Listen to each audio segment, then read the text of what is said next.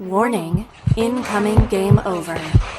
Warning, incoming game over. Hello everybody and welcome to Game Over Vancouver, a success for the Vancouver Canucks, defeating the Los Angeles Kings by a score of 4-2.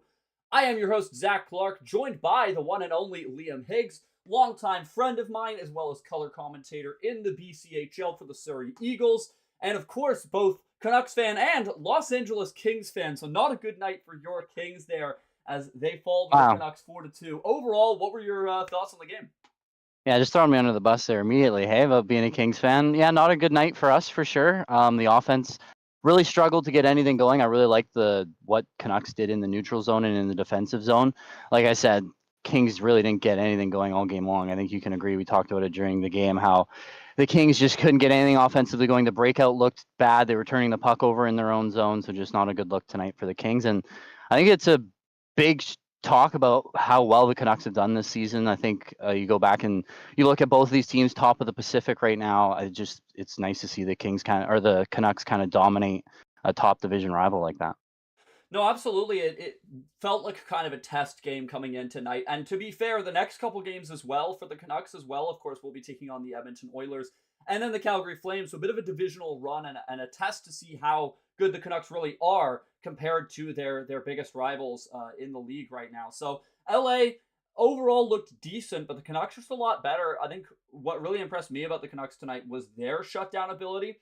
I think that that's been the number one thing that we've questioned for the Canucks over the course of 11 games, now 12 games, is how good is the defense really and how much of it is being bailed out by Kevin Lankinen. Well, Lankinen, again, was fantastic tonight, not going to take anything away from him, but I thought the defense did a great job of just LA's passes were just going nowhere. There was a Canucks stick in every passing lane, it felt like, at all times, and chances for the Kings seemed to die before they ever really got started. Yeah, and I think especially, like you said, just being able to see the Canucks shut people down instead of rely on Kevin Lankinen was such an encouraging thing to see. I really liked from the Kings just going back. I think they had a good start. Obviously, Quinton Byfield got one early in that one. But something I thought the Canucks did a really good job throughout the entirety of the game was their puck movement was just top tier, especially on the breakout. Obviously, every time Quinn Hughes touched the ice, they were creating offense as per usual. But you saw a lot of depth create offense, and I think you've seen that the last few games as well. I'd like to highlight Kiefer Sherwood, as I thought he had another great game. But just it was really encouraging seeing the Canucks produce offense and be able to get out of their zone and establish offense all down the line, throughout the lineup.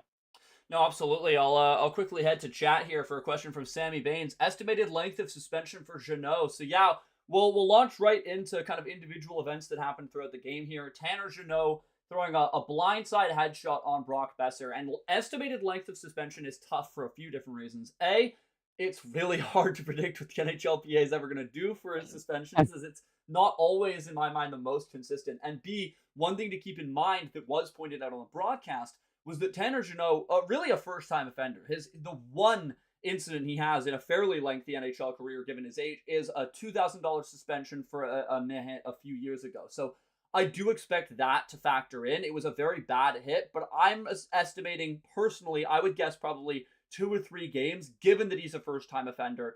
But that was a bad hit, and I'm very, very hopeful to see Brock Besser back soon, because, of course, that's going to be a huge, huge miss for the Vancouver Canucks. Yeah, and I think, obviously, I picked Besser to have a goal in this game as well, so that really sucks to see. Hopefully Besser is okay. Obviously, I don't think we have any news or any update on his condition right now. I know he went to the locker room, and obviously he's out for the game. And obviously with head injuries, you never really know what the time frame is going to look like. Hopefully it's not too bad for him. Really bad hit by Tanner Jeannot. Obviously, as a Kings fan, even trying not to be biased, that was just an ugly hit. Tanner Jeannot, I would think it was a little late as well. Straight to the head. I would expect, like you said, 2, 3, maybe even 4 games. Yeah, the hit alone, I think, could warrant, especially if it was from a repeat offender, 4 or 5, maybe even more. But given that he's a first-time offender, I do expect some leniency from the league. But we will see. Now, with Besser out of the lineup, a point that I made straight away when we were watching the game is that this feels like it's a perfect time for Jonathan Lekkerimäki to come up from Abbotsford. He has been lights out down there. He's been nearly point a game. He's generated 6 shots per game. He's playing so well in Abbotsford, he almost feels kind of undeniable that he will get a look at some point this season. And what better time than now? If Brock Besser, and that is an if Brock Besser does Yeah. end up missing time, it feels like a perfect opportunity. Give him the time in the top six. He could take that spot in the power play. It's kind of Brock Besser's role is exactly the role that Jonathan Lekkerimäki is going to try and attain at the NHL level. So this feels like a perfect time to give him his first chance and kind of see what he's made of at the NHL level. No, I completely agree. I think it would be a perfect opportunity to bring up Lekkerimäki, but I will say, I don't know if Besser's going to miss any time, so it's hard to predict that for sure. I think the next game's on Saturday, so it might be a tough turnaround for Besser depending on the injury. But I think you're right. He's been so good in Abbotsford. I can't see anybody else getting called up if they need someone. No, 100%, especially just given what the Canucks are now missing. Again, if Besser misses time, it does feel like Lekkerimäki is probably going to be the only one that is really able to step up and fill in that role exactly as is needed. So, yeah, a couple more things in chat. Yeah, I don't know why he did that there in the lead when he hit Besser. I definitely didn't think it was an intentionally bad hit. It was a little bit late, but if you look at it, it's just a little unlucky. Besser is kind of, his posture is a little low, and that does contribute to the hit. But given that Besser wasn't even looking, it is absolutely up to the person throwing the hit to make sure that it stays clean. Yeah, and like you said, I don't think it was intentional at all by Tanner Jeannot. It's ugly, but I'll give him a little bit of leniency as well, just because, like you said, he's not a repeat offender. I don't think there's any malicious intent by it. It's just an ugly hit, unfortunate. But yeah, just hopefully Besser's all right. No, 100%. And now that we are a little bit into the show, I'll do the ad read that I forgot to do off the top. Check out the flagship show here on the Game Over Network. We're truly professionals here, don't worry. Hyperdrive Hockey. All things hockey across every league in various countries, whether you're a fan of hockey over in Europe or whether you want to keep up to date with the latest prospects and talk going on around lower level leagues, like junior hockey, which of course Liam and I both have separate jobs in the junior hockey space. Hyperdrive Hockey has you covered. Max, Daphne, and Kev with all of your news, a steady dose of fun and fan engagement. You can find Hyperdrive Hockey on the Game Over Network YouTube channel or wherever you listen to your favorite podcasts. Check out the Hyperdrive Hockey page at thegameovernetwork.com. So back to the game now. Yeah, 5-minute major ensues after the Jeannot hit, and the Canucks power play, if I'm honest, not really looking that lethal up until they were finally able to convert. It did take them, kind of 3.5 minutes to do really anything. And I did think that there was a couple things, and unfortunately this is going to make haters of Pettersson quite happy. I thought he was pretty abysmal in that 5-minute major. I thought the one chance he had, if you're going to take a one-timer, you have to hit the net, because otherwise it's going to ricochet all the way around the boards and come right back out, which is what we saw happen on his first shift on that major. Yeah, I think honestly both power plays all night long just wasn't a good night for special teams, as unfortunately even the Kings power play looked bad. I think we kind of saw that coming with the matchup. We knew it was going to be a defensive, gritty kind of matchup. Obviously both power plays kind of sitting at both penalty kills sitting at middle of the pack right now. Both power plays sitting currently in the bottom of the league. I believe both of them are somewhere in the 20s, but just kind of what we expected. Both power plays didn't look really good, didn't generate a lot of offense. I think the Canucks looked good when they were able to get set up in the offensive zone, but I think you especially noticed it when Quinn Hughes wasn't on the ice. They just couldn't get set up. They couldn't get through that diamond in the neutral zone that the Kings set up, which as a Kings fan, I'm loving that we're not playing the 1-3-1, but they still did a really good job of shutting down the neutral zone, and they set up that diamond really nicely, really gave the Canucks a hard time getting into the zone. But when they did get into the zone, I think they were able to set up quite nicely and move around the puck fairly freely, which is basically the exact opposite for the Kings. I feel like the Kings just had struggles all the way through. They couldn't break it in. When they did break it in, it looked slow. The passes looked, like people weren't on the same page. Just a rough night all around for both power plays, I think. It is nice that LA Kings hockey is actually watchable again. The 1-3-1 genuinely was an effective sleep agent. It's like melatonin or LA Kings hockey. It's about 50-50, but this year they are genuinely entertaining. Unfortunately for Kings fans, it just does feel like they haven't necessarily had that influx of high prospects because they've been so middle of the pack for so long that they haven't had those guys coming up. I mean, you have Clarke, but aside from him, not really any major young prospects, unless you're still going to count Byfield as a prospect, but this is his 4th NHL season. Feels a bit of a reach to call him a prospect still. I don't know. I guess like you said, I think it's a bit of a stretch to call him a prospect, but I think he's definitely top 3 best players we have right now currently. I think he's been so good. He looked good tonight again. I know he had a bit of a slow start, but I'm so confident in Quinton Byfield. But I think I've kind of talked about it during the game with you. The Kings just lack that like game breaker. That's someone who comes on the ice and like, when they touch the puck, offense is coming. Like I've always been a big fan of Adrian Kempe. I think he's a super underrated player, but he's just still a solid top 6 guy. 80 points is probably where he's sitting at most years. Down years, he's sitting in the 60s or 70s, but they don't have that, oh my God, this guy's going to break out for 110 plus points this season kind of guy. You know what I mean? No, absolutely. I agree that they don't necessarily have that, and it's tough to see where they're going to get it from unless Byfield can develop into that kind of player, which he shows flashes of doing, but just doesn't seem to be able to. That goal today was sick. That was a pretty good one. Obviously, love to see him play the 200-foot game as well as he picks the pocket. I can't remember who the turnover was for the. It was Desharnais. It was Desharnais. Yeah, that's of what course point was. I was going to get to right there was Yeah. Desharnais. It's getting harder and harder to justify having him in the lineup. I think that when you are the Canucks and you have a bunch of players that are pushing to be on that bottom pairing, how do you still have Desharnais in there with the way that he's playing? It's kind of night in, night out. He's giving you just not enough. And honestly, a guy that I want to see the Canucks try and go back to at some point this year is Friedman. I thought that Friedman is kind of a really good player to have on that bottom pairing. When he was in Pittsburgh, he was a third pairing defender for 2 straight years, and he had super average numbers. But one stat that stood out above everything else was that for 2 years in the NHL, he was the best player at drawing penalties like per ice time. He didn't get a lot of ice time, but when he was on the ice, drew penalties at a really strong rate and wasn't a disaster defensively. And I'm going to say, if you're going to get the same kind of player as Desharnais, but he's out of the box as opposed to Desharnais has been in it a fair bit, I kind of want to see Friedman getting a chance. There is a couple other things that you could do with the Canucks bottom pairings. It is worth noting that Derek Forbort is, of course, out for the foreseeable future. Still not back yet. Yeah. But honestly, I think that both Juleson, Brandstrom, and Friedman at this point are all better options.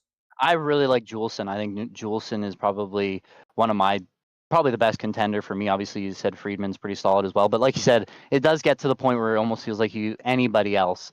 But I will say, the Vancouver forward depth has been great, but I mean, I think it's something that all Canucks fans know now. The depth defensively just it's been rough so far this season. That especially with the injury to Forbort, I mean, it's been a tough one.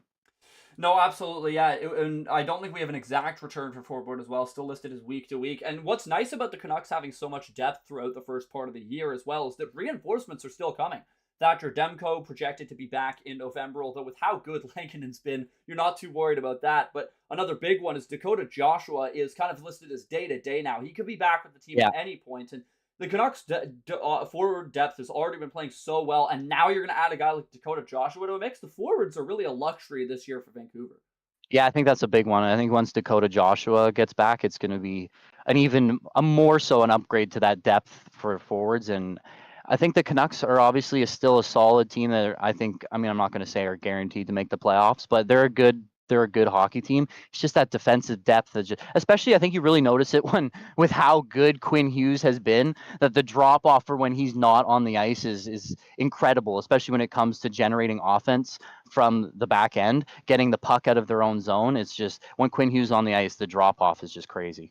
No, as Lock in the Crease, or Lachlan Irvin as we on the show know him, said, Quinn Hughes has to make room for another Norris and a Hart Trophy on his shelf. And with the way that he is playing, he absolutely is in the Hart conversation through 12 games. And it's one of those things where he's done it all last season. There's no reason to think he's not going to be able to do it all this season. I think he's got a very realistic shot at the Hart because he is so much better than everyone else on the ice whenever he's on it. Doesn't matter. I'm not just talking teammates. I'm not just talking opposition. Everybody. He is always the best player on the ice. And I mean, if that's not Hart conversation, what is? He's making Miller and the other stars of the Canucks not look as good just by comparison. No, and I hate to agree with you on so many things because obviously it's more fun when we don't agree. But I think all the analytics show too. If you go like the in-depth stats, where how many chances he creates, his defensive metrics, he's a top 3 player at all positions in the NHL. I don't know how you couldn't consider him for a lot of hardware this season. No, 100%. Well, you say that you don't want to agree with me, so I'm going to give you something to disagree with me on. with how, and I'm going to pose this to chat as well, Lachlan, if you're still here, I'd love your take as a fellow goalie guru. Liam, of course, also an ex-goaltender I in knew junior this was coming. hockey. Absolutely. I gotta pull up Is there an argument for Kevin Lankinen taking the starting job from UC Saros for the Four Nations tournament? So, before you vociferously defend UC Saros, obviously Saros is not a goaltender that needs any introduction. He is Vesna's. He's been a top 5 goaltender in the league for basically Ever. 8 years now. Yeah, But like it feels like ever. Like he's he's barely been like at that. 900 save percentage right now. He's only got 3 wins in 11 games behind a Nashville squad that on paper should be really good and has gotten better defensively. The likes of Yossi, Shea, Shen, a bunch of really competent defenders in front of him. He's got a 904 save percentage. Kevin Lankinen, and I'm not sure what it is after tonight, but he's picked up another win, is 923 save percentage with a 2 goals against average. And he's been lights out. It's not like he's just had a couple flashy performances. He's thrown together amazing night after amazing night after amazing night. Now, obviously, right now, you're still going with UC Saros. But the question I pose to you is this. If Kevin Lankinen can keep up this level of play for another 3 months or however long it is till February when we get the Four Nations Cup, is there a chance that he can snatch that job from UC Saros? No. No, I mean, don't get me wrong. Kevin Lankinen has been so phenomenal this season, and it's been great to see. I mean, like you said, there's been a lot of games this season that the Canucks have leaned on Kevin Lankinen, and he's really come through big. I think even in this game tonight, the shots might not show it. As the Kings, I think, only had like 25 something shots. They're like 27 shots, but down the wire, there was a lot of great opportunities when the Kings started to come on with the empty net there. And he just shut the door. He did a really good job to pull through to get them this win. He's been fantastic. But I think Saros, and I know that, it's kind of a what have you done for me lately? And Saros, the numbers haven't been that good lately. But I will say this, Nashville as a whole haven't been that good lately, as opposed to the Canucks, who have been, they're top of the Pacific right now, as opposed to Nashville, who are definitely not. But yeah, I have no worry about Saros' numbers. Last year was a bit of a down year for him. He still finished above 900 save percentage. And if you look at his stats for how many shots he gets a game, I mean, he's still, despite his save percentage being in the low 900s, always well below a 3 goals against average. So I have no worry about Saros whatsoever.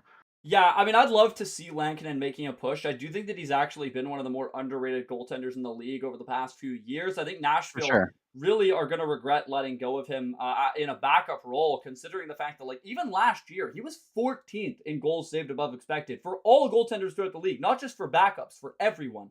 And then the Canucks have been able to pick him up on a dirt cheap deal for 1 year, and he's going to be absolutely just one of the most worth it contracts in the league this whole season. Yeah, his contract just looks phenomenal right now, doesn't it? I mean, I think the backup role over the last few years in hockey has just become a bigger thing. You need, you don't have goalies anymore playing 65 games a season, playing 55 games a season. You have to have that 1A, 1B kind of thing. And I think Kevin Lankinen provides that. And I don't want to say it now, but I know he's still young. I could see him becoming a better goalie than even as he has been so far. I think that we could see him getting a starting job in the league at some point. And I agree with your take, Lachlan, that I think that Saros has to be your game 1 starter. Yeah, he definitely has to be. I don't want to chirp too much here, but I mean, if Jeff Skinner can be a starter, why can't Kevin Lankinen? Yeah, absolutely. No, Kevin Lankinen has been fantastic. Will probably earn a starting job. Just to elaborate on what Lachlan said, Saros game 1 starter, but if he stumbles, then Lankinen or UPL could definitely take the job. I agree. I think that what Lankinen's doing might not win him the starting job, but it will solidify that the leash for Saros will have to be kept short when you've got someone like Lankinen in the backup. And I think that's a really big thing for Lankinen as well, because me, I'm a really big UPL guy. I love Ukko-Pekka Lankinen, but he's been really good for Buffalo so far this season. I think they got another win tonight, and he played really good in it. But the fact that Kevin Lankinen is even in the conversation, I think, is just a testament to how good that contract looks right now. No, 100% from a backup to now in this conversation, potentially the second best Finnish goaltender. So unless you have any other kind of overarching points to make about this game, we might head on to the second period where we are able to talk a little bit more about specific players and their performances throughout the game. So unless you have anything else to add, let's move on. Yeah, no, I think we covered it. Like I said, sloppy kind of for the Kings offensively. The defense looked okay at times, but the Canucks just a really solid game. The offense, the puck movement, I really like the puck. The Canucks had so much offensive zone possession. Now, obviously, like I said, it felt like every time Quinn Hughes touched the puck, he spent the whole time in the Kings zone. But they did a really good job moving the puck around. They got good traffic in front of the net. Just a really well-rounded game by the Canucks, and the Kings just did not play good tonight. Nope, entirely fair enough. I agree with that. The Canucks had a very good game. Feels like they're continuing to improve on performances. So heading on now to the second period.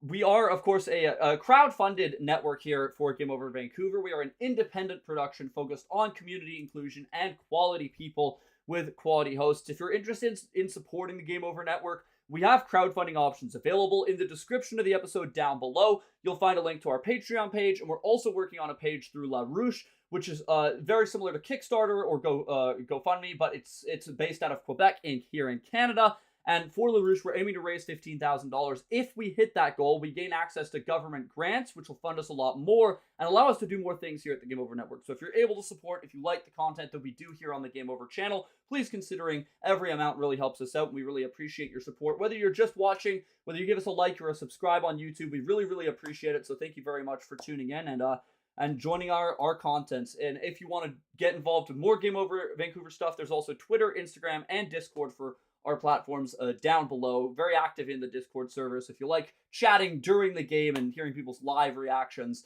join the Discord. So now heading into the second frame of play, looking towards some individual performances. Why don't we get it out of the way? Let's talk about Pettersson. We're getting a couple Pettersson comments here from Darcy Higgs. Wow, I wonder if there's any relation there. Yeah, I'm pulling up the Pettersson stats right now here, and it's a lot of zeros. It's a lot of zeros. Now, Pettersson it's been a tough one for Pettersson because he hasn't been playing bad if you just look at him as a player, not counting. If you don't consider his reputation and his contract, he's not been that bad. It's hard not to consider that, though. But that's exactly the thing, is when you are considered to be a top 10 center in the league for 2 consecutive years, you're coming off a 90-point season and a 100-point season before that. Having a start to your season where you have 5 points in 12 games and haven't been that good defensively, again, not bad, but he had got Selke votes 2 years ago. He's not been that. Yeah, he's -1 right now. Like, he exactly. just hasn't been yeah. What did you make of Pettersson's performance tonight? Because for me, it felt like very similar to last game, where again he was all right, but just kind of looked average. He had a couple shifts where I thought that he played pretty well, but also had a couple shifts where, again, I just didn't think that he looked like the Pettersson of old. For the Canucks posting all of those one-time videos on social media, he had 2 or 3 tonight, and I think 1 might have gotten through to Kemper and actually hit the net. That used to be such a strength for him. What happened? And I think we talked about it before a few days ago, actually, where I still think that wrist injury has to be bugging him. I mean, we saw with Besser that injury took him a couple years to get back to full strength. I want to give him the benefit of the doubt, but I mean, it's been like since April of last season, where we're kind of waiting for him to get back going here. And the fact that he's paid $11.5 million or something like that, right? It's 11 something million a year. 11.6, I believe. Yes, $11.6 million a year. And he's not on, we use him on the ice, but you can clearly tell that JT Miller and a lot of these guys get the more important game situations that he does. I think he had 16% tonight on the draw on the circles. I'm looking here, 16.7% tonight in the faceoff circle, which isn't good enough. And then the negative one. I mean, we talked about. I've always tried to come to Pettersson's defenses. My dad very well loves to hound about how Pettersson's the worst thing ever, but I try and defend him. But it's been a few years now of just him just not coming through, and at some point you have to. The underlying metrics aren't good enough. You have to start producing. But now, not only is he not putting up the point totals, the underlying peripherals and the metrics still aren't there. The only good one I have that I can tell you that is he's currently shooting at a career low, like 9.5%, where his previous career low was 15.2% or something, career low for the season. So you'd expect his shooting percentage to come up a little bit. But other than that, everything else has just been abysmal, like you said. Yeah, it does just feel like he's a player out there who's having a very average, very little impact on the game right now, which is unfortunate because, again, superstar player being paid like a superstar player. And I think that if the Canucks want to have a legitimate chance at the Cup, not just being a good team, having an actual Cup chance, you can't have an $11.6 million forward just being average. You need him to be very, very good. Now, I'm not saying we need 5 points a night from him, but he has to at least be generating chances. And I think right now he's just not. I mean, the main chance generation is coming from Quinn Hughes, which is understandable. But then behind him, it's probably Connor Garland. And it's like, go Connor Garland, good for you, man. But come on, we need our stars to be our stars. No, exactly. I mean, tonight he generates 1 shot on goal. He gives away the puck 3 times. I mean, it's just, it hasn't been good enough. And but like you said, to continue with the positives, go Connor Garland. I think he had a goal and an assist again tonight. He's been fantastic. Him slotting in on the power play has just been fantastic. He's looked great on the power play. Go Connor Garland. Like you said, the depth has been good. It's just, and I think the good thing about this is when people don't perform well, at least like, for example, like Desharnais, people like that, they get overshadowed by Pettersson. Everyone wants to just gang up on Pettersson, so they don't address it as a whole. So I guess that can be taken as a positive. But yeah, it's hard to find a positive right now in Pettersson. No, I actually think that you make a really strong point there about the fact that Pettersson does actually shield his teammates, because there's a lot of players this year that have not been playing well, and especially when you compare them to last year. Pettersson gets all of the share of the blame, but like Carson Soucy has been bad. That pairing of him and Myers hasn't been great either, but I think Soucy's looked worse to me. Philip Hronek too. I mean, it's tough because that's the big one for me. Yeah, the analytics suggest that both him and Hughes have been playing really well. But again, how much of that is Hughes having arguably a better season than he did last year, and he's coming off winning the Norris Trophy, and he's having a better season. He could win another Norris Trophy, exactly right. When I think the big thing for Hronek is just that point production. I mean, you're playing on a line with Quinn Hughes. You're playing with Quinn Hughes almost all of the time, and you just to see those point totals dip from. I mean, when he came in last season, the first half of the season, he was nearly point per game defenseman. And just now that drop off has been, like I said, the depth after Quinn Hughes is concerning. Yeah, it is a little bit. And again, I feel like Hronek will be able to turn it around, but both him and Pettersson have just, they fell off at around like March of last year, or I guess they just haven't come back. And they just haven't come back, exactly. So, I mean, Hronek's been a little bit less egregious, but I do think that given that he signed an $8 million deal, I haven't heard anything negative about him, and I haven't necessarily been impressed with his play. I would love to see Hronek taking more shots from the blue line. He has such a cannon, and that's something that I thought I loved about the 2011 team, was we had a fair bit of a threat from the blue line, especially in someone like Christian Ehrhoff, but I would love to see him unleashing that cannon a little bit more than he has been, especially given that Hughes does such a good job of passing to anyone that's out there. So And I love that point that you made. I think we saw just how effective he was, especially with those one-timers on his one-timer side. And just, I don't know, we haven't seen them lately. I don't know why. I don't know if he just hasn't been able to find the space out there, or he doesn't feel confident in his shot, or I don't know what it is right now. But just, I think you make a great point. He's a defenseman that has a great shot. I don't know why he's not using it. Yeah. AJ Duelist in the chat mentioning a good point about if you think Quinn Hughes is good, wait until Landon DuPont hits the NHL. The fact that we're going to get another generational caliber D-man in a few years is nasty, law. I agree completely, and what's cool about that is that if he can get his game up to the NHL level pretty quickly, Makar and Hughes will still be on their prime, and so will Adam Fox. So we're going to have 4 or 5 D-men. A lot of great defensemen. Unbelievable at once, and that's really fun for the NHL. Whatever team lands him is going to be really, really set up, because I've really liked what I've seen from Landon DuPont so far through the WHL season. Of course, for those of you at home who don't know who we're referencing, Landon DuPont, a generational prospect in the WHL, given a special pass to play at 15 years of age. Usually you need to be 16 because he's so good at hockey. They said, you know what? You can come in anyways. And the likes, if you look at the generational tag that's been given to players in the past, there have been 1 or 2 busts, but for the most part, they turn out to be really, really good NHL players. I think I don't, obviously there's no such thing as a sure thing, but yeah, he's phenomenal. Obviously, I haven't seen, I don't know the stats exactly, but I know he's not only has he been great defensively, but he's been racking up the points down there as well. And to do that as a defenseman is just as a 15-year-old defenseman. Yeah, as a 15-year-old defenseman, that exactly. I think. I mean, we kind of have one as like that. I think already in LA named Brant Clark. And I think he's a very good comparison for what I think DuPont can be.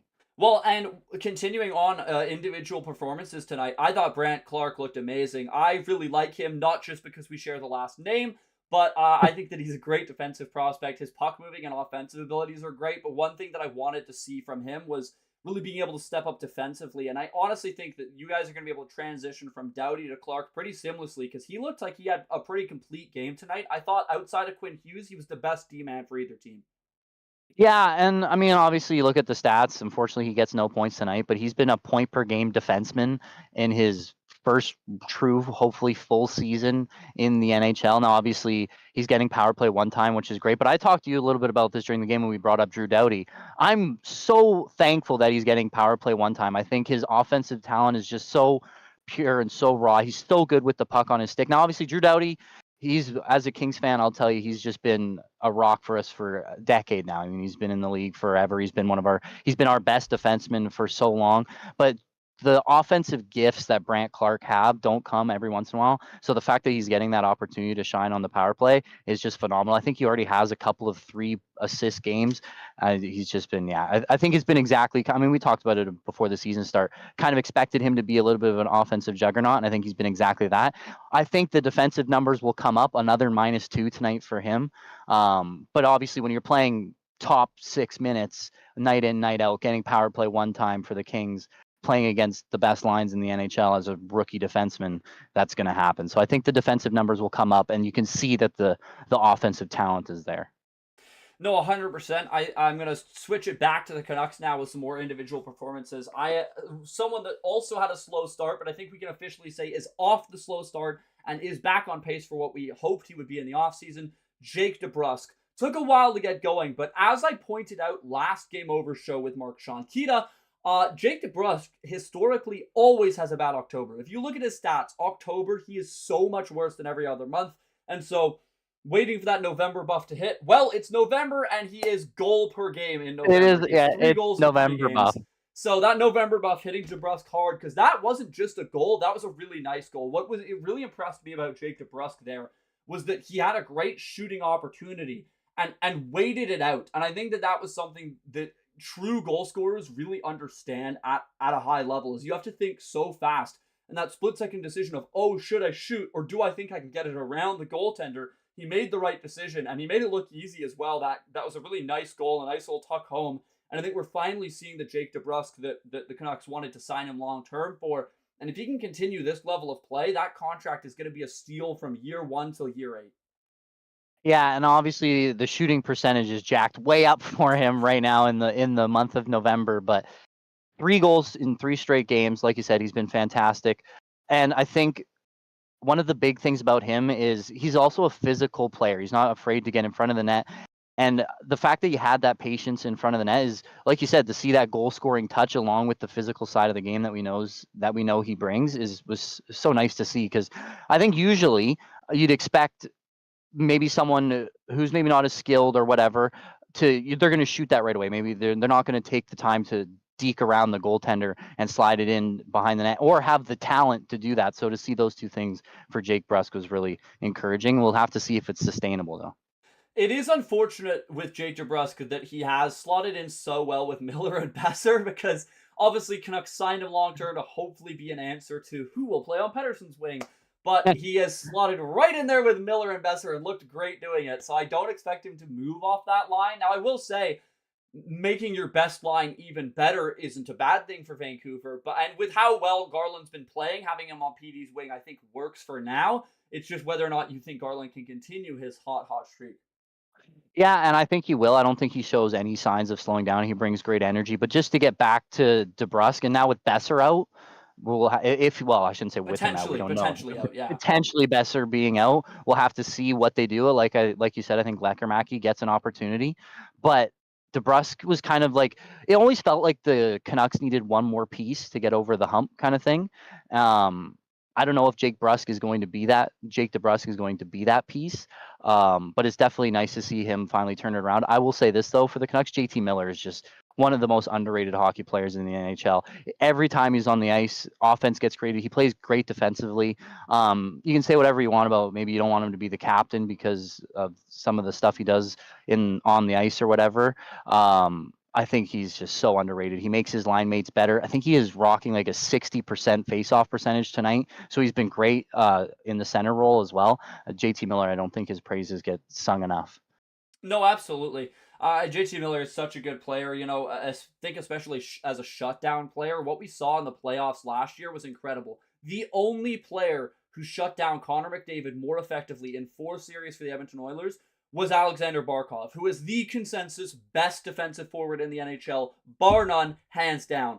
JT Miller is honestly in that conversation as a one-on-one shutdown guy. Now, the other elements of his defensive game, I think, are just average, but as a one-on-one shutdown kind of forward, the fact that Miller is so good offensively and has that shutdown capability really just shows how worth it his contract is. And now I almost wonder if we will see with Pettersson what we saw with Miller, where Miller signed a huge deal with Vancouver, a lot of money, a lot of term. First year wasn't great.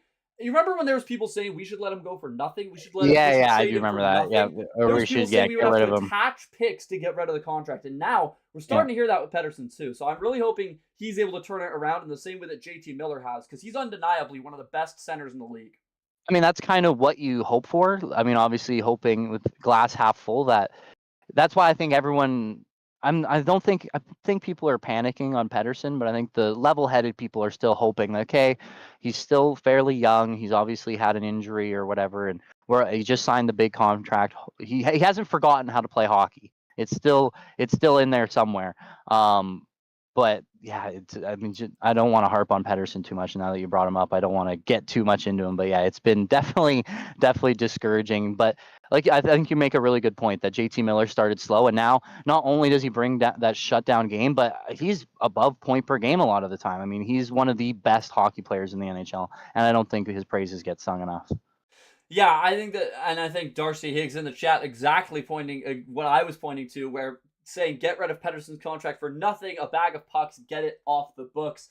I mean, I couldn't disagree more. The amount of value he still has right now is incredible. Coming off a down year where he got 90 points, year before that 102 points with Selke votes.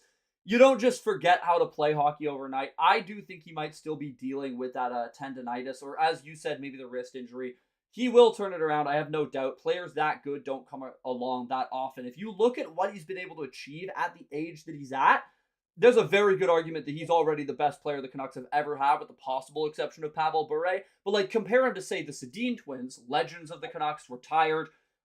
Pettersson has been so much better at this age than the Sedin twins were by this age. If you look at their stats, even this season, they're putting up 50 or 60 points as they slowly build up and up. Pettersson's already proven himself at that level. That's why he's gotten this deal. Any team in the league would take that contract if it worked with their cap space kind of thing. He is going to be worth it and more. And I think his age is also a massive factor as well. I actually brought this up to you before. Maybe he needs to, I don't know, obviously, I don't know actually what he does in the off season or what he does off the ice, but I remember there was a few years back where Nathan McKinnon had a few down years and he went and saw a sports psychologist and it went through the roof.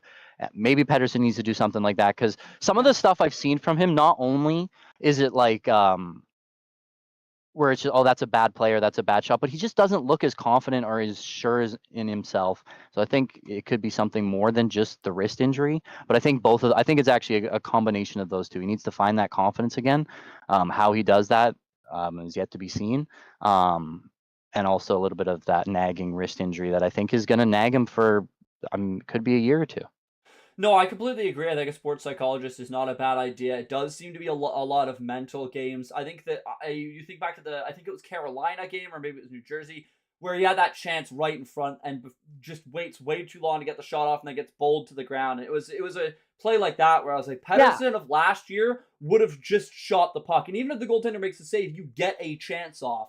And so I think that, yes, AJ Dula is saying that strength isn't a strong point of his game. I think I've agreed this year, but I think aside from strength, the number one thing is confidence. Yeah, because I think you bring up a huge point. There's been so many times this season. I think there was even a couple of times in this game where he has opportunities that Pettersson, even 2-3 years ago, it's bar down, it's top shelf. And he just looks hesitant. He just doesn't look as confident. And I think that happens to everybody. And I think when you've produced at such a level of, you're being compared to the top 10, top 5, top 15 guys in the NHL, I think that gets to you. And I don't know what he's going to do to solve that, but I think it has a little bit to do with that, a little bit to do with his injury. I'm not panicking. I think he'll bounce back. I think they just need to give him a little bit more time. Unfortunately, it's been a year, and we've been saying that. It's been like a year and a bit longer. We've been saying that, but I'm still on the Pedersen train. I still think he'll find a way to bounce back. Absolutely. Before we end the second period, a couple other players that I wanted to get to. Connor Garland continues to look just Oh man, unbelievable. It's really crazy where this has come from. He has always said that he believes of all of the coaches in the league, Rick Tocchet's the one that's going to be able to get the most out of his game, and that he loves playing for Tocchet. And Tocchet said the same thing about Garland. And I mean, you can see why. He's the little engine that could. He won't stop running. The motor is always on, and it's always set to go. And that kind of energy and that kind of consistency we're seeing from him this year is exactly why a lot of people, including myself, have said the Canucks might not be as good in the regular season.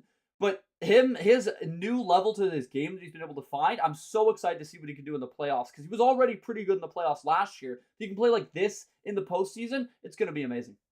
Yeah, and I think it's just a testament to that forward depth, as he is another one of those pieces. I'm just looking at his stats here. He's already got 4 points in November, a goal and 3 assists. And the goal tonight wasn't like one of those like goals where he's just standing in front of the net and Miller or Quinn Hughes bounces it off him and in. He did a good job. He sets up the entry into the zone. He sets up Darcy Kemper. Yeah. We'll get to that in just a moment. Yeah, my reaction to that was, Kemper was playing so well for us too. But I will get to that in a minute. But yeah, Connor Garland does a great job to set up the entry. He gets into the zone and then he gets lost. He gets lost in the corner away from the Kings defense, and then he puts himself in a scoring position. Great pass. I believe it was JT Miller on the pass. It was a great pass there, but just a great job by Connor Garland to see. He's the energy guy, and like you said, he's the little engine that could. He's always getting into the corner. He's one of the Canucks' most physical players, which I think is something to be said because he's not the tallest guy. We'll get into more physical players after, because I think someone who needs to have his praises sung is Kiefer Sherwood. He's been great this season for the Canucks and putting up some points now. Obviously, he had a goal against Anaheim. I'm not sure if he had anything tonight in terms of assists, but Connor Garland, he's still continuing to look good even after the good playoff run he had. I don't see any signs of that stopping.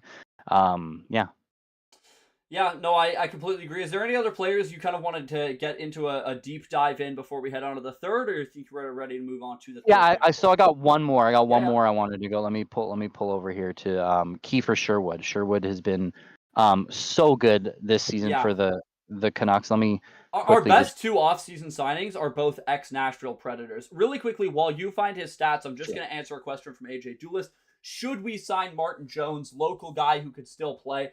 I think someone should sign Martin Jones. I don't think the Canucks need to. I think the one strength the Canucks have right now is goaltending. I agree that I would like to see Shelov's heading back to the AHL. I don't think he's been bad at the NHL level. I don't have to sugarcoat that. This year, I think he could use more time in the AHL. Still a great goaltending prospect, but we also have another great goaltending prospect in Nikita Tolopilo. He's actually ranked in the top 20 of goaltending prospects along a lot of major websites. You don't want to hamper his growth either, and I think that if you sign Martin Jones, it creates too much of a logjam, because Demko will be back soon. Most experts are saying before the end of this month. So then you've got Demko, Lankinen, and then Silovs and Tolopilo getting starts in the AHL. If you throw Martin Jones in there, it just adds too many things. I think the one reason you would sign Jones is if, and only if, one of our goaltenders goes down with a long-term injury, and then you sign Martin Jones to fill whatever hole that is. Because you're right, I do still think he can play. I think someone could sign him as that third-string goaltender. I just don't think it makes sense for Vancouver. Now, on to your point about Sherwood. Before we get to Sherwood, I'd just like to mention, I always struggle to pronounce his name, Talipo, or how do we say it? Tolopilo. I always struggle to pronounce his name. He's a fantastic goalie prospect in the works. Yeah. I think he's going to develop into something really special. Hopefully, it's not a DiPietro situation, because I also thought that DiPietro was going to be a solid goalie. Canucks didn't do him any favors. Yeah, no, they definitely didn't. But I definitely like him in the works for sure. But yes, let me get into Kiefer Sherwood. He's been so good for the Canucks. Obviously, he's still leading the league in hits. I think he had 7 again tonight. He had 7 again tonight. He had 3 against Anaheim and then 5. So far in November, he already has 15 hits. He's only played 3 games. I believe he's averaging 6 hits a game, which is insanity. Yeah. I think he's up to, with that 7. I think that puts him to 81 hits on the season already. He's almost up to 100. I mean, it's crazy.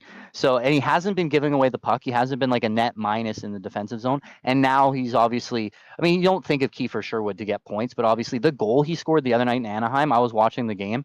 It was such a nice goal. It's a shot from out far. They did a good job to set it up in the offensive zone. It was a nice entry, showing a little bit of offensive touch there. Obviously, love the physical side of his game, and he's been great defensively. Kiefer Sherwood, I think, deserves a lot more praise than he's been getting.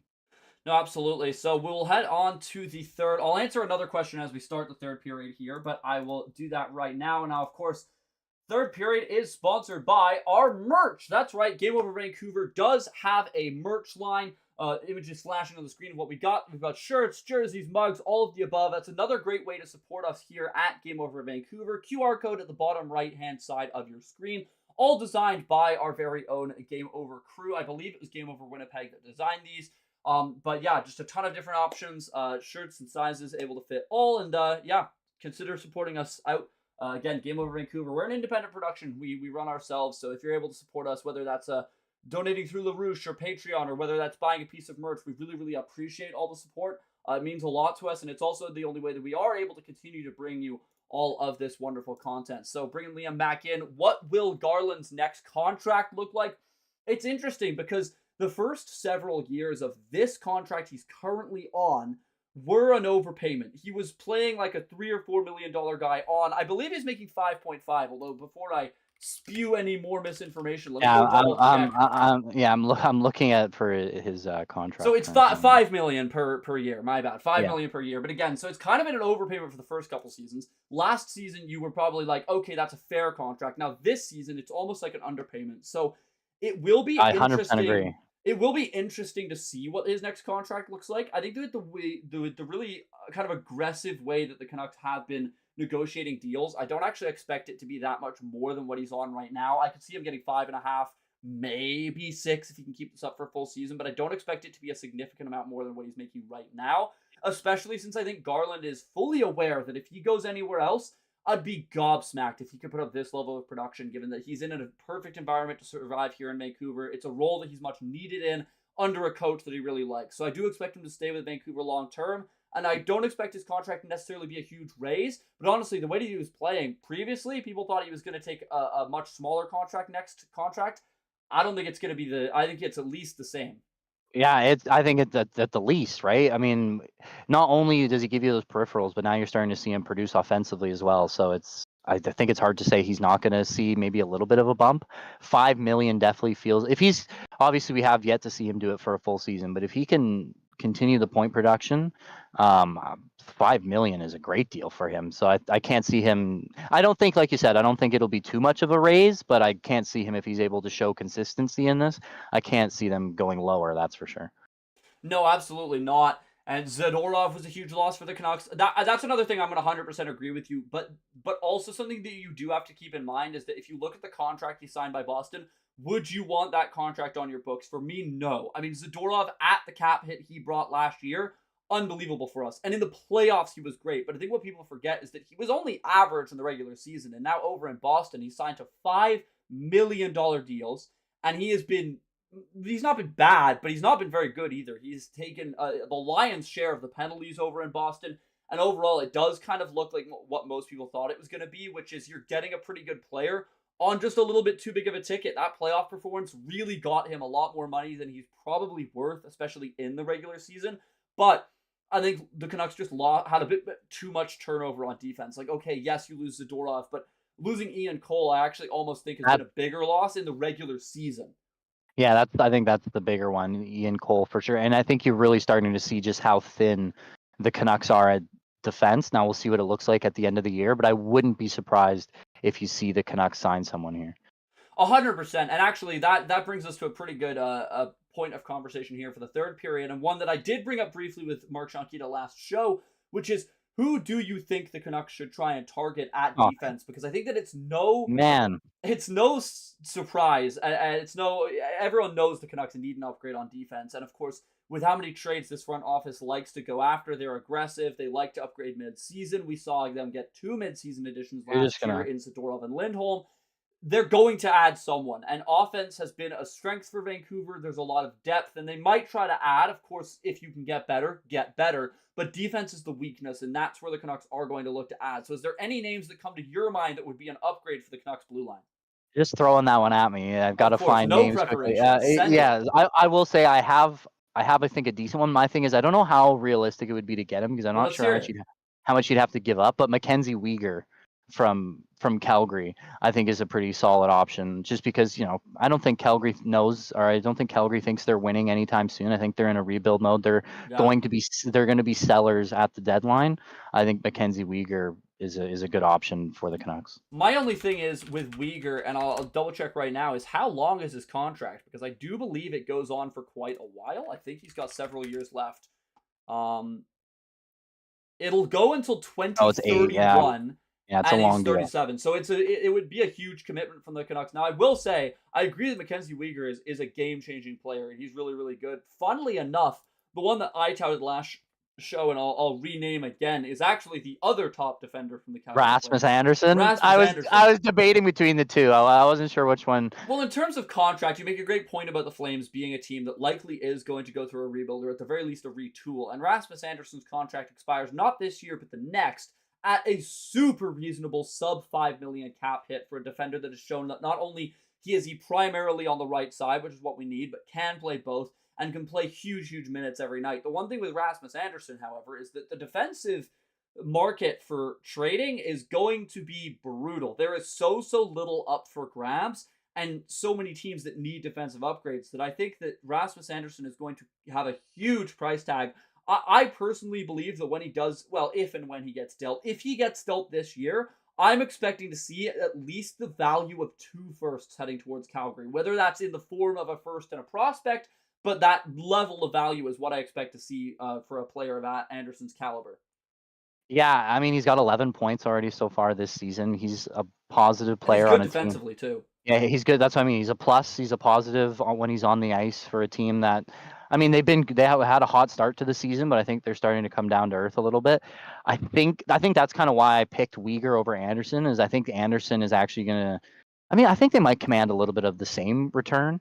But Andersson, I think, has such a. To me, I'm such a big fan of Rasmus Andersson. I think his offensive upside is a lot higher. So I think that's going to make it so you have to give a little bit more for him. Yeah, two first. I think. I mean, I don't want to say that's steep because I actually think he could drive that kind of price. It's just, do you want to give that if you're the Canucks? It is tough because if you give that for the Canucks, what you're basically saying is that we're winning this now. Is our year. Yeah. Yeah, well, we have to win now. But for me, I mean, if you look at the contracts that the Canucks have and the way that they're set up, I honestly do believe that the next 2 years, maybe 3, are probably the best. So I wouldn't hate it because you'd also have him for next year as well. But some actually pretty good suggestions in here. Marcus Pettersson, as suggested by AJ Dulis. I think he would actually be a really great target. Again, the Pittsburgh Penguins, I want them to be good, man. I love Crosby. I love Carlson, but they're not. They're not good. And so Pettersson probably will be on the trade block. Aside from being named Pettersson, which obviously a huge W. Penguins, an easy trade partner. Of course, Canucks have so many connections to them, primarily being Rutherford. And on top of that, a pretty reliable middle four guy. I don't think he's nowhere near as big as a needle mover as someone like Andersson, but he is what the Canucks need, which right now is reliable, solid, second or third line defending, and he would undeniably be an upgrade there. Yeah, and there's a couple other names I have too. I think Philadelphia is a good one to look for because I think they're going to be selling as well. And you got guys like Cam York, Jamie Drysdale there as well. I've always been a big fan of Jamie Drysdale. Unfortunately, he can't stay healthy, but if he could stay healthy, I think he would be really good for the Canucks. You also have Ristolainen in there as well.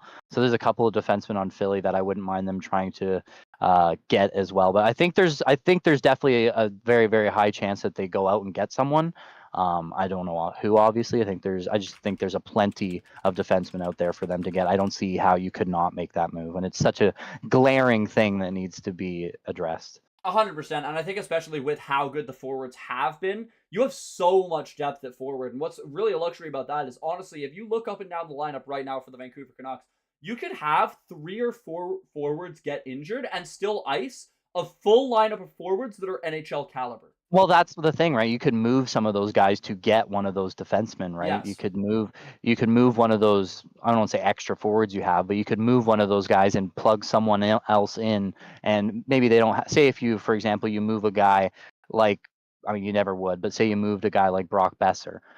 If he was gone, would you see a dip in production? Probably a little bit if you brought in a defenseman, but you could definitely plug someone else in there, especially when Dakota Joshua's back. I think you could plug someone else in there. Now, I don't want to see them move Besser. I'll put that out there right now. I think the forwards you want to try and keep as intact as possible because they've just been the forward depth has just looked so good this year.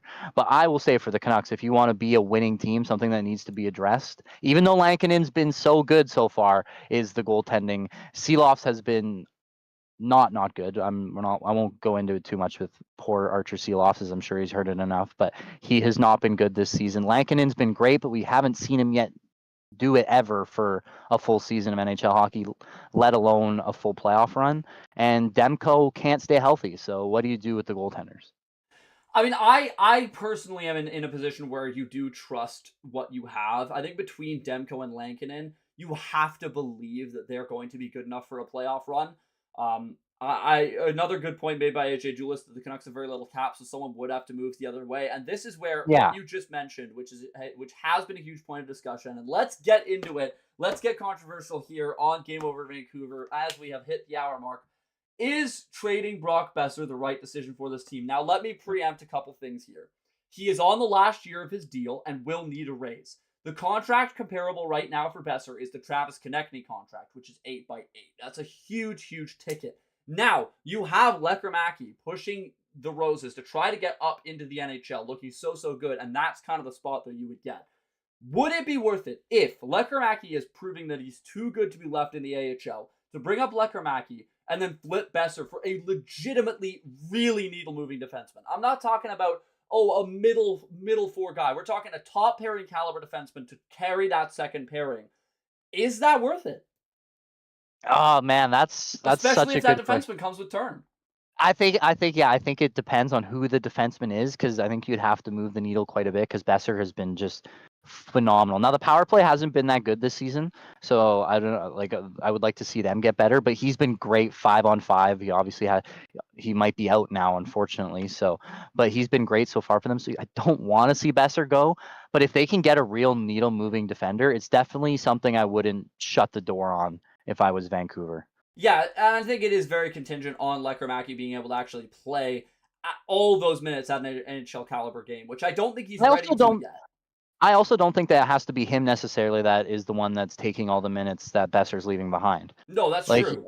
like there's Connor Garland who can go up the lineup. Dakota Joshua is going to be back. There's guys in this lineup who can soak more of the minutes than just bringing up Lekkerimäki. Yeah. You mentioned in the chat, do we already flip Vinny Desharnais? I mean, the thing is with trying to flip Vinny Desharnais is that he has been so bad that you are going to have to Who do you flip him attach for? picks to get. Yeah, you're going to Yeah, have to who do you flip attach him picks for? to give him away at the rate that he's been playing. You I mean, wait for him to have yeah. 10 good games if it's possible. You wait for him to have 10 good games and then you flip him. Yeah, no, 100%. The other player that I think you could consider trading at the peak of his value is, again, Connor Garland. His contract's going to be expiring soon. Is he ever going to have more value than he currently has? This is the best version of Connor Garland we've ever seen. And again, if you truly believe that he can be doing that every single game for the next level of a contract, if you think he can do that for another 8 years, sign him here in Vancouver. But if you think this is the peak of his game and he's going to regress again to being a 50-point guy, why not maybe trade him at the peak of his value? With $5 million, you could get a quality defender. I actually think the better candidate to be moved would be Connor Garland, just because we've seen Besser's having a good season, but we've seen him be even better. I think he can still be an 80-point guy consistently or 70-point guy consistently. And he just has so much goal scoring upside that I don't think Connor Garland has. Yeah. I think the one to move would be Connor Garland, especially with how many points he's been getting so far this season. You move him for a needle moving defenseman. I actually really like that idea. I think Connor Garland would be the one I'd be more willing to move. Yeah, it is always tough with trade discussions because you look at your roster and you think, wow, I don't want to move any of these players, but then you look at your cap space, you just don't have it.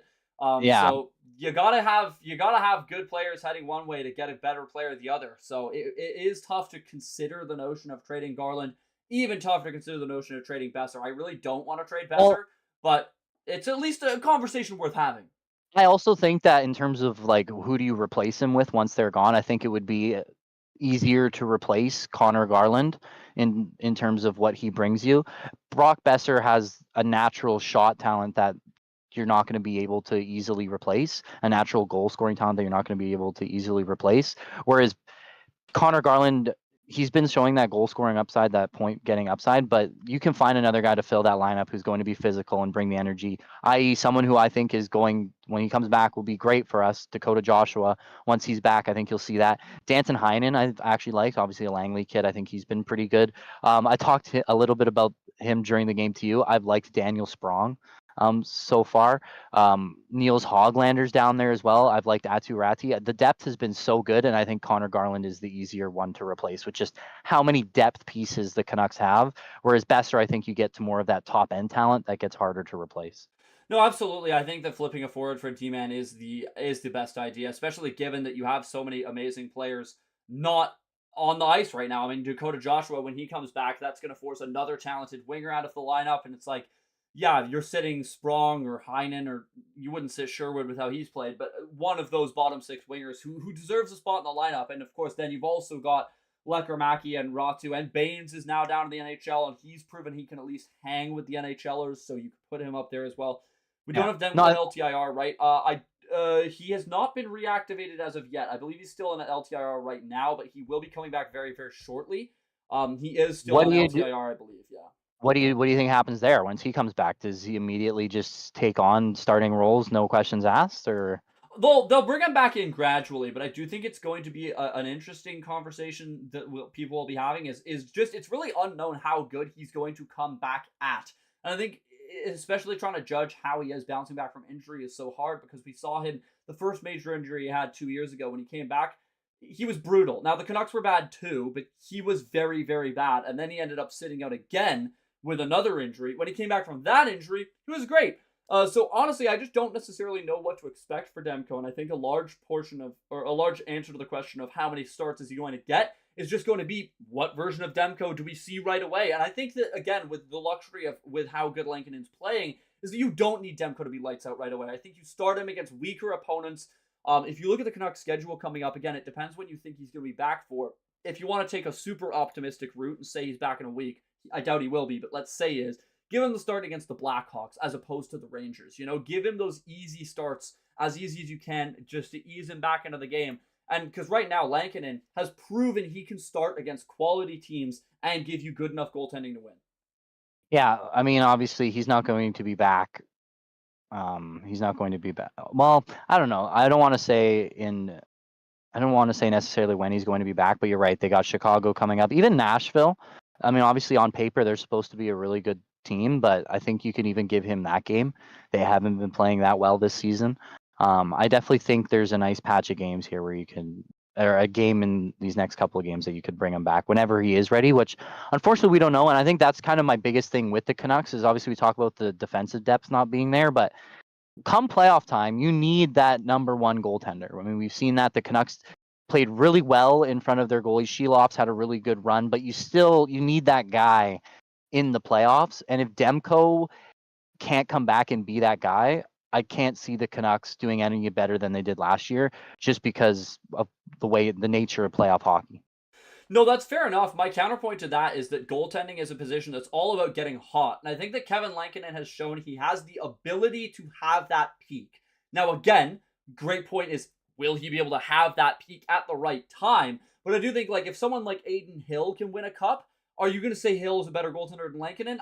I'm not going to make that argument, especially not right now. So I do think that he could be good enough. But you're right. Demko is one of the goaltenders in the league, one of the few goaltenders in the league that can actually steal you games. I'm talking he can win games that the Canucks have no business being in. And having something like that in the playoffs is amazing. When stealing one game out of 7, it can often be the difference. It's huge. In the series. It's huge, yeah. And I mean, we always like to bring up in our commentary at junior hockey about how Jaguar played for Anaheim. I mean, you get goaltending like that. It doesn't matter what kind of team you put in front of them, you're going to win the game. I will say this though, however, with your point for Aiden Hill in Vegas, other than Vegas, how many teams have won the cup in the last 10 years who don't have a goalie that's considered elite? No, you do make a good point. I would struggle to name several off the top of my head. I would put my head in the lion's mouth and risk getting yelled at by saying Marc-Andre Fleury in one of those runs. One run, obviously, he was lights out. The other run, he didn't even play all the games, and had, I believe, a sub 900. So Vegas again. Yeah. But I mean, no. I'm talking the second one, the Pittsburgh one, where Murray ended up getting. You're going that far back. Oh yeah, I was gonna say. Well, yeah, you said last 10 years, I believe. No, that yeah, was within 10 yeah. years, going back to Yeah, no, 2015. I see what you mean. But yeah, I get your point. There's like 2-3 examples, but for the most part, I mean, when you think about the teams that are consistently winning them, like Tampa, Vasilevsky, I mean, these are guys who are the elite goaltenders in the NHL. Quickly though, Sammy Bain's making a great point. Don't know how I let this slip my mind. Darcy Kemper with the Colorado Avalanche. So that's two. Since 2020, that's 2 of 4. So I will say in the last 4 years, it's definitely changed, especially with how I think hockey in general has just become a more offensive-minded game. Yeah. But I just think, I think it's hard to win a cup without that elite goaltending. No, that's fair. I mean, it definitely gives you an extra edge that you have to have over teams. And I think especially I'll let you finish first because I think we might make the same point. We might. Well, I was going to say, especially with how many other elite goaltenders there will be in the playoffs, you are going to go up against some. That being said, not necessarily that many in the West. If you look at who else they've got, I mean, Stuart Skinner, I'm not willing to put as an elite goaltender. Aiden Hill, I'm not willing to put as an elite goaltender. I mean, who else is going to make the playoffs in the Pacific? I mean, maybe LA. Darcy Kemper's certainly not an elite goaltender. And then I would say like Central. I mean, Minnesota, again, not an elite goaltender anymore. Love you, Flower. You're 39. UC Soros, okay, probably. But even then, Nashville's struggling. Heck, they might not even make it. They may not, Colorado Avalanche. Alexander Fortiev, most certainly not. They got their own set of problems. So yeah, with goaltending being just a little less prominent, I think having an elite goaltender is a huge advantage, but I do think you could win with Lankinen. So overall, I'm not too worried about the goaltending. I'm certainly more worried about the defense. I would say just over the last couple years, and actually a wonderful point in the chat, that goaltending in general, just as the game becomes more offensive, has been a little bit down. But for the most part, I would say having that elite goaltender is just, I wouldn't say it's a must, but it definitely really helps. And especially, we were going to make different points, especially for a team like the Canucks, who don't have a Vegas-like depth in defense, where they give up 22 shots a game. Yeah, no, that's entirely fair. If anything, the Canucks struggle to get shots. They're the ones taking 22 shots a game. And I think that's why we kind of predicted what would happen tonight with kind of a low-scoring defensive matchup. Both of these teams struggling to get shots on goal, but both of these teams do a good job of keeping shots away from their goals. So kind of exactly what we expected here tonight. Again, I think both teams fell short of 30 shots, which is the mark you'd like to hit every game. Yeah. So yeah. Yeah, and we'll talk for a little bit more before we head to the fourth period, but just for those watching right now, if you have any questions you'd like Liam and I to answer, we will get to them in the fourth. AJ, I will answer your question that you put earlier about Demko going out like Rasker Price in the fourth period. So we will get to that, but just looking back at the game one more time, overall, yeah, Canucks 4-2 victory. Was pretty happy with how they played. Before we get to the fourth, why don't we have a look at a couple future games? Of course, this next game for Vancouver is really, I think, a huge one. The Oilers. This is, on paper, your rival right now. Draisaitl heading into the season said the Canucks were the Oilers' biggest rival. Obviously, the playoff series last year, one of the most entertaining series, if not the most entertaining series in the whole playoffs. It was electric. This is a huge challenge for Vancouver. They need to, at the very least, hold the Oilers to a very, very close game, if not win. This is a game that will have a lot of eyes on it. McDavid already back. A lot of people thought he was going to miss that one. He's back now.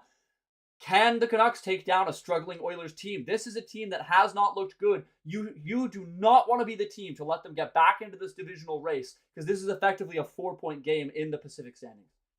Yeah, and they haven't looked good so far this season. And I think they're on a 2-game skid currently right now.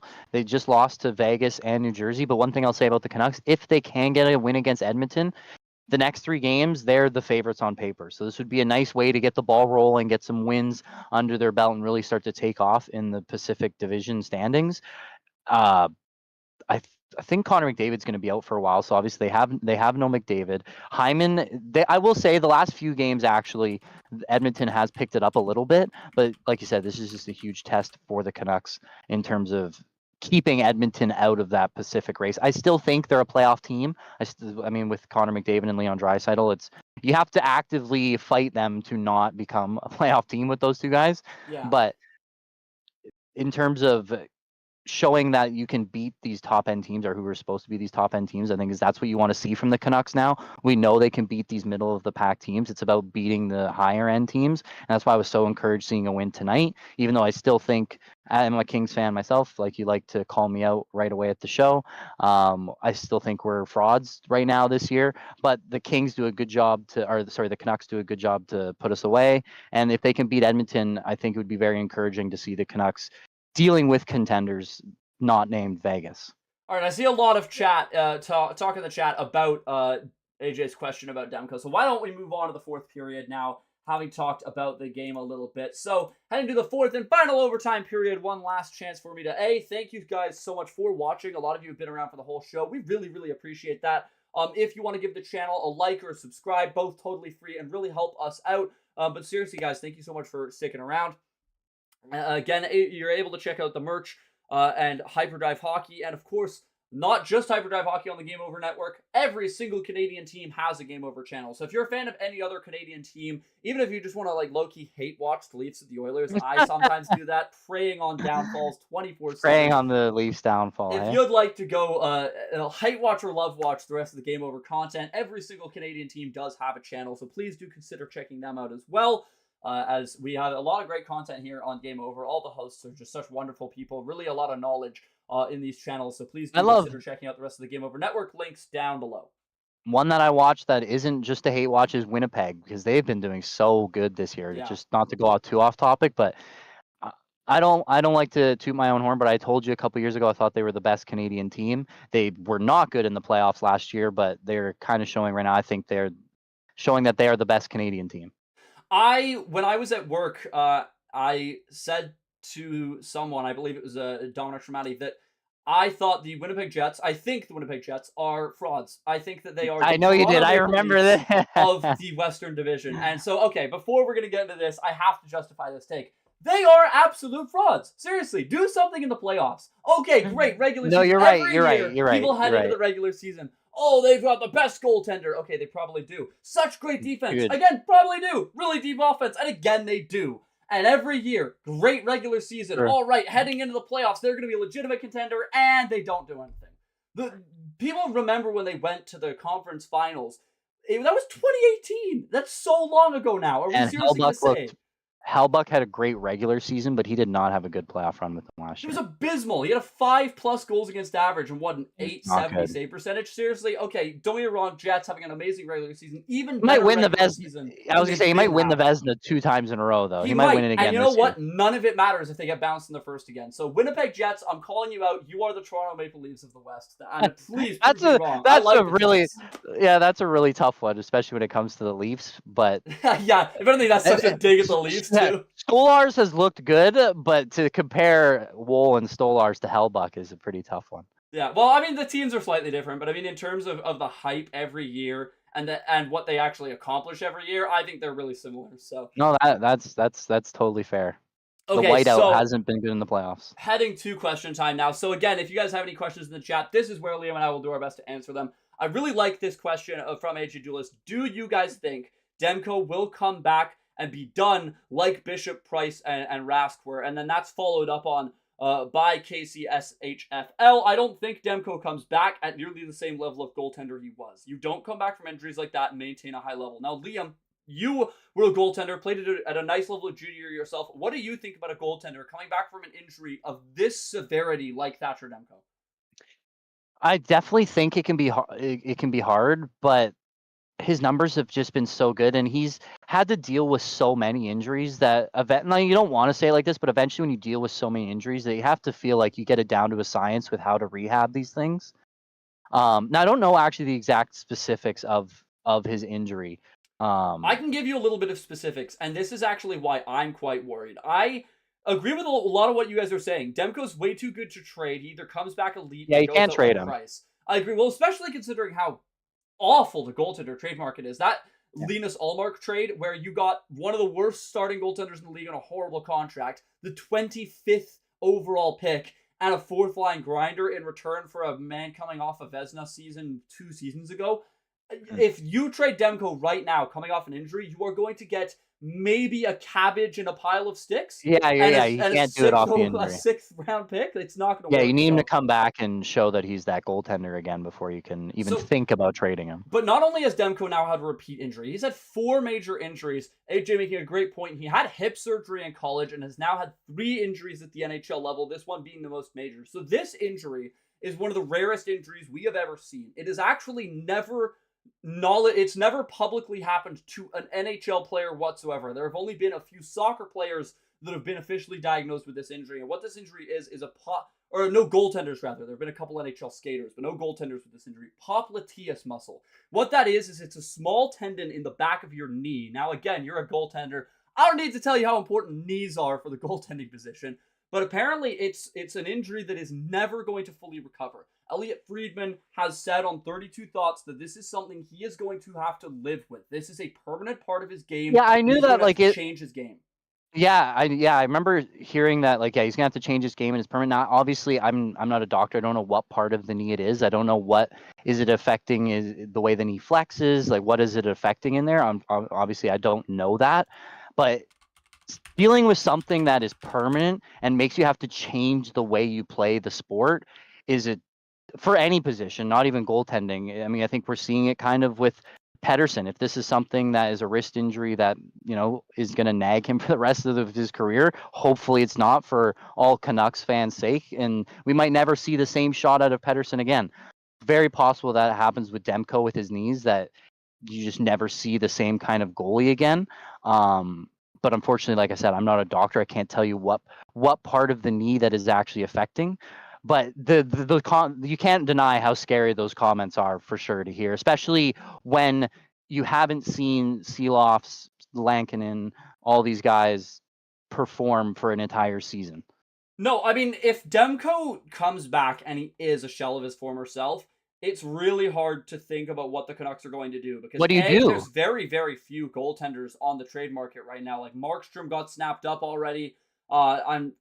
I'd say Gibson's one of the only ones I can think of. Even then, he's fallen off so hard. If you go out and get Gibson, you are taking a major gamble on the fact that he's going to get back to the Gibson of old, because he has not been the last 2 years. And in fact, he's lost the starter's job this year. Lucas Dostal's the starter now. He's been fantastic. He's great, but it's not like I'm trading him. But yeah, no, it is definitely worrying. The fact that he's going to have to play with it. And I think the fact that it's taken him so long to get back, because he has been listed as week to week since the puck drop. Remember in the summer when this injury happened, people were saying he might be back for training camp, and we're now almost halfway through November, and he's still listed as week to week. So I think the fact that rehab has gone much slower than people anticipate is also really scary. So I think that a lot of people have overreacted to a lot of different things about the Canucks season. I think people are overreacting to Pettersson. One thing I do not think people are overreacting to is Demko. I think that is a situation that will make or break the Canucks. Everything. It will make and break the Canucks. I mean, the next few years should be a Stanley Cup contending window. And if Demko can no longer play the sport of hockey, that might just all get thrown out. Yeah, and I'm looking at some of the comments here. Casey Elizabeth, thank you so much for telling me it's connected to some nerves. It's a stabilizing muscle. It's a small muscle with a big job.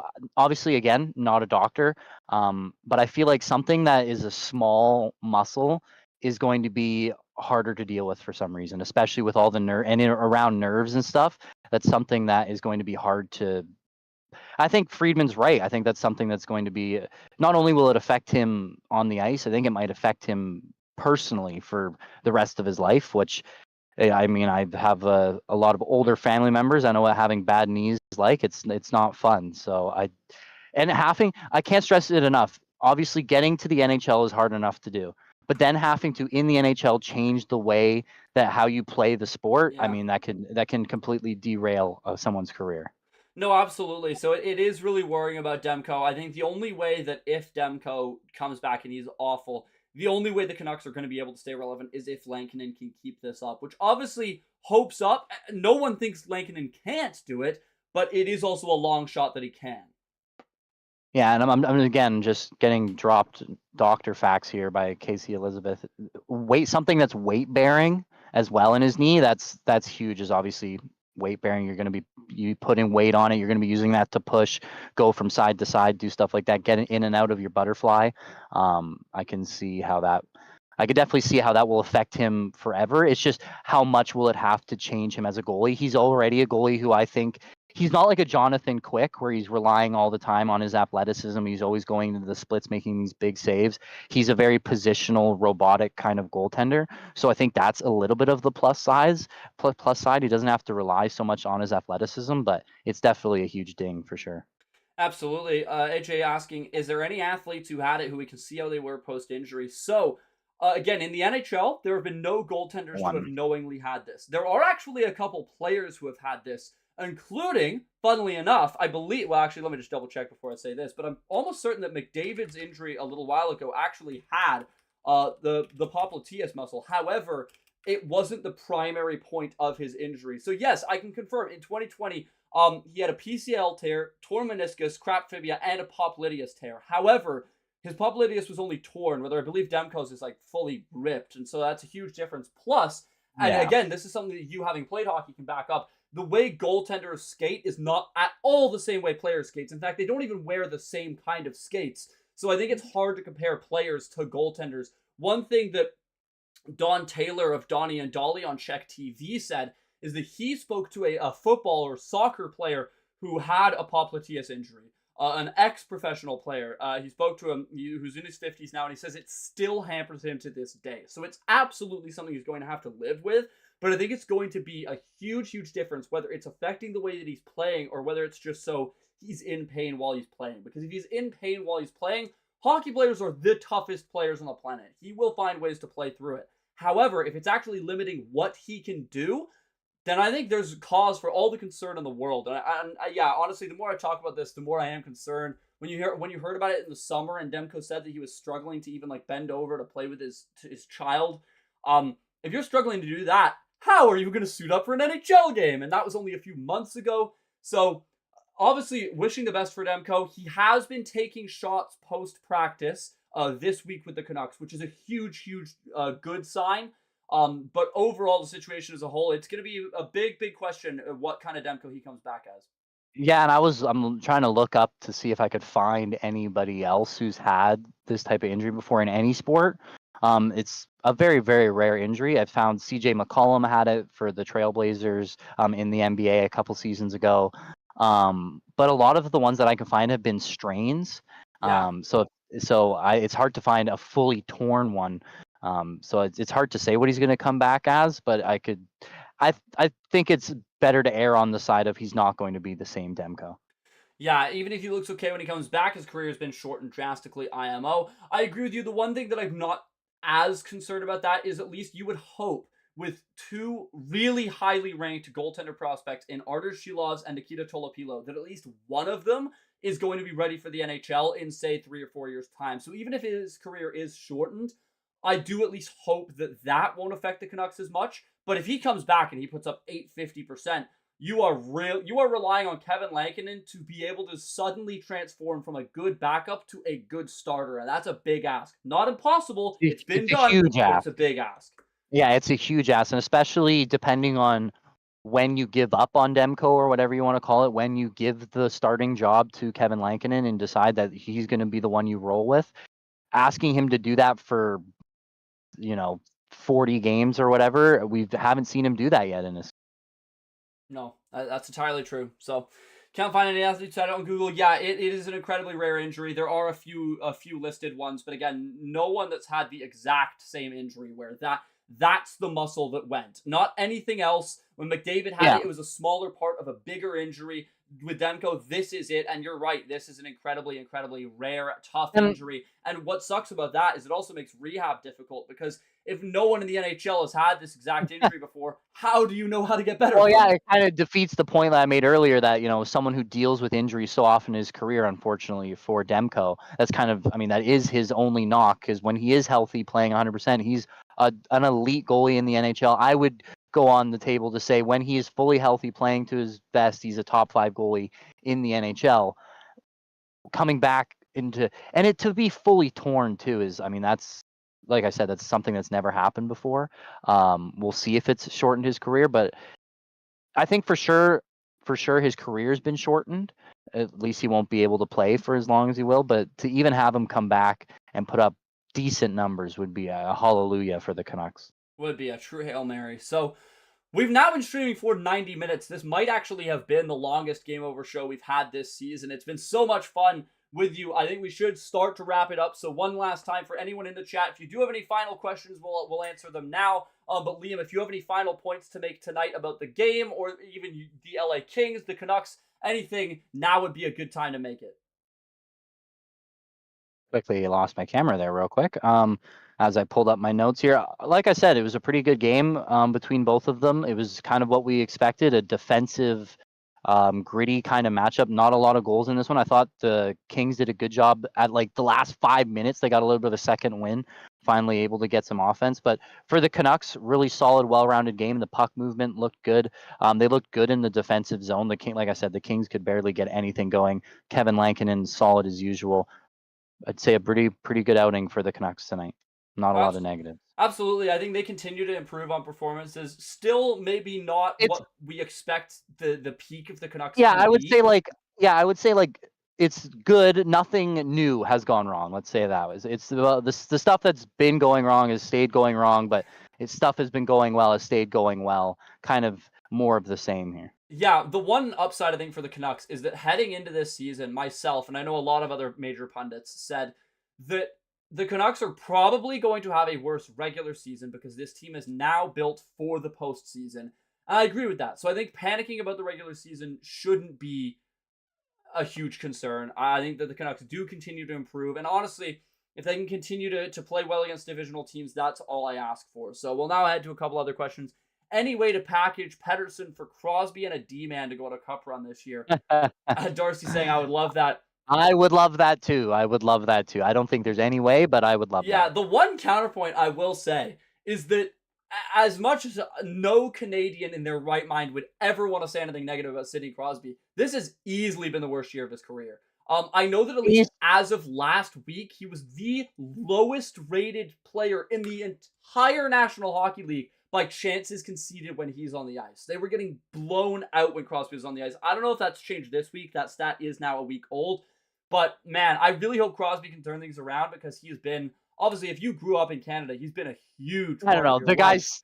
The guy's still point per game. He plays on a bad team. I mean, he plays on a line. He plays on a line most of the time with guys like Bunting and Ricard Raquel and Drew O'Connor. No, and those are all entirely fair points. My only point is that we might finally be starting to see him slow down, but I do hope that I'm wrong because obviously Crosby, generational talent, best player that I've ever seen, et cetera, et cetera. How many more players can Alvin Fleesh from Nashville? You know what's really funny is a player that someone mentioned to me the other day as a good trade target, actually from Nashville, Colton Sissons, another depth player that I think could add to this team. So who knows? Maybe we'll see. Alvin has done a great job of fleecing from Nashville.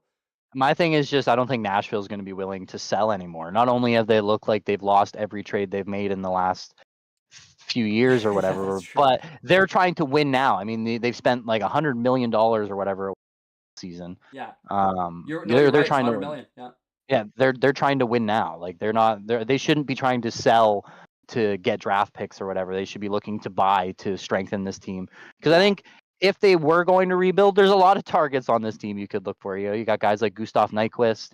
Obviously Stamkos is getting up there in age. He's going to want to play for a contender, but I think they're trying to win now. I don't think you're going to be able to get anything else out of them. Maybe young guys. I mean, maybe some young players. Obviously they have guys like Evangelista over there, but the price is going to be too high, I think, to Yeah, to get although that. Barry Trotz did say that if things continue to go poorly for Nashville, he might shake things up with a trade. So there is always a chance. I But who will knows what say, Vancouver will do then. I think that was more like a message to the To the players, locker like, room? Yeah, yeah. for sure. Because if you look, I know exactly what you're talking about. I saw a bunch of stuff too on Twitter where it was kind of like, I don't know, it was kind of like when your parents threaten you with something that you knew they just weren't going to do, because they have so much contract, so much cap space tied up for so many years. There's just no way they can effectively go into a rebuild right this second. Yeah. And just like Mom used to take away my iPod, Barry Trotz took away the U2 concert last year. Nothing really else to take away this year for Nashville. So we'll see if how they're going to turn that ship around. Because And I've on I've paper, been they such should a be so big much better.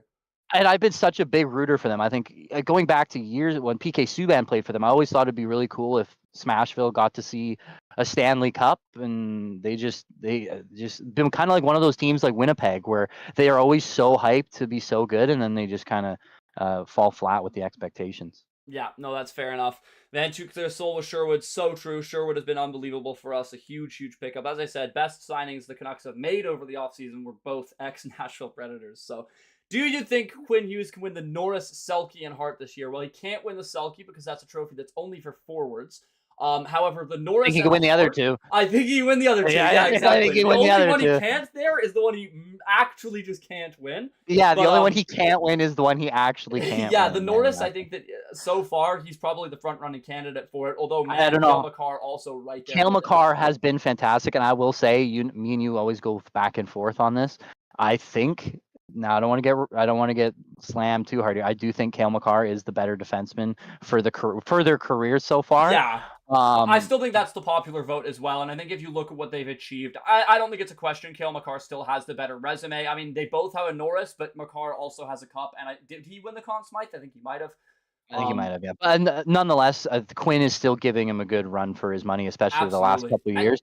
And I think it's like Quinn Hughes and Cale Makar, and then everybody else. You know what I mean? Absolutely. And I think that you make a good point about the Hart as well. Of course, the Hart is often an award that's given to a team where one player really shines above the rest. And so far through 12 games this season, that has been Quinn Hughes. You think back to that year Taylor Hall won it, he had 90 points on a Devils team where the next highest had 50.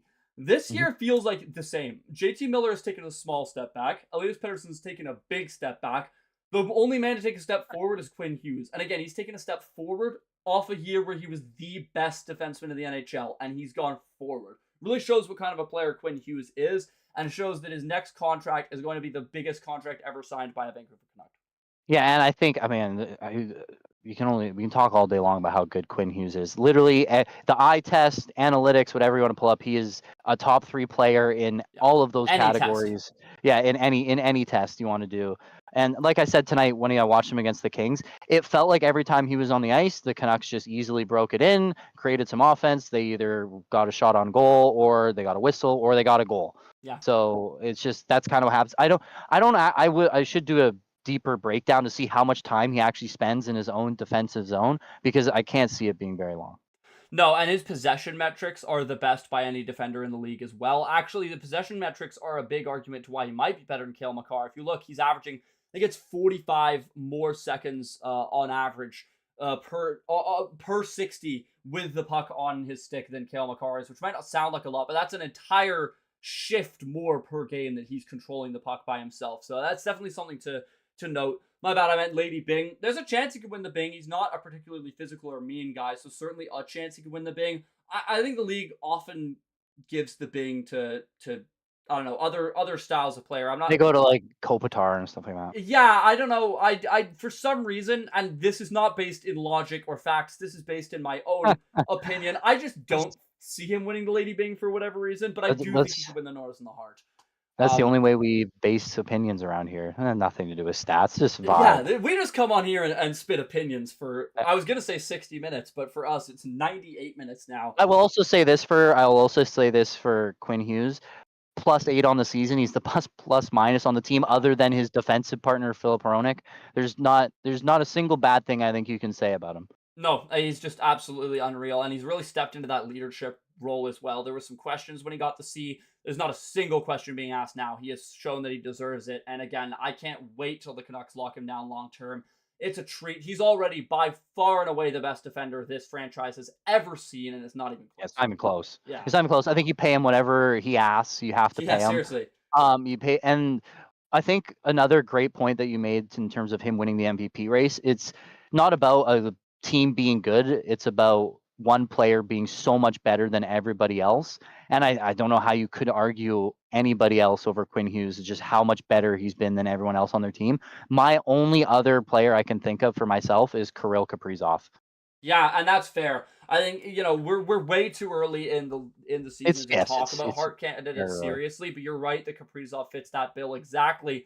Taking a Minnesota team which was pretty average last year to being a good team this year, basically single-handedly, he is amazing. And man, if he gets dealt, because there's rumors that he might, unsubstantiated rumors, but man, that would be one of the biggest trades in recent NHL history for sure. Yeah, I think you can tell. I think, I've always been a Kaprizov guy. I think he's a top. Kirill the Thrill. Kirill the Thrill. I think he's a top 10 player in the NHL. Might even be like top 8, just because I'm biased and I really like Kirill Kaprizov. He's but good. he is really good. I can't see him getting dealt because I think if he did, the return would just have to be so insane that I don't know if anybody could actually afford it. But yeah, it would be interesting to see him go to a contender for sure, because I still don't think even with Kaprizov that Minnesota is a serious enough contender. I don't think so this year, although one interesting thing, of course, to note is that this is the final year of those huge buyout penalties. Minnesota, for those of you who are unaware, ages ago bought out the contracts of Ryan Suter and Zach Parise. I forget when those buyouts were. It was so long ago. It might have been like 2014 or something. They're still paying them. They have had $8 million less in cap space than everyone else. Think about how much that is. Take Filip Hronek, put him in the trash. That's $8 million gone. That's what Minnesota has. And that ends this year. So they have been at a major, major shortcoming for the past 8 years that they're finally getting out of next year. So I agree. I don't see them as a real contender this year. But next year, you give them $8 million to play with in the free agency market. We'll see where they go. Yeah, and that's why I think they hold on. I don't think they're going to make too many moves if I'm the Wild. They also have a great young defenseman in Brock Faber. They have the pieces to be good in a few years' time, if not next year. Just not this year. Absolutely. Okay, we should finally get to wraps on this podcast. It's been an incredibly fun show. Thank you again, everyone in the chat, for joining us, for whether you stayed for the whole show or whether you stayed for just a couple of minutes. We really appreciate the support. If you haven't already given us a like and a subscribe, please do. It's free. It takes 1 second, and it really, really genuinely does help us out as the algorithm looks to push more content so that we can reach new viewers. I'd like to thank my guest, Liam Higgs, for joining the show. You can find him on social media at Higgs Sports, HIGGS Sports. Please do go give him a follow. We really appreciate you hopping on and giving us your expertise as both a goalie guru and a Kings fan. So thanks for joining. Yeah, no, always glad to be here. Like I said, I hope to be back again. Watch every single game, and I love to talk about hockey. So. No, absolutely, as do we all. So that will do it here from Game Over Vancouver. I have been your host, Zach Clarke. You can find my socials in the links below as well, Zach Clarke PXP. Thank you so much for joining, everyone. We really appreciate it, and we hope you have a fantastic night.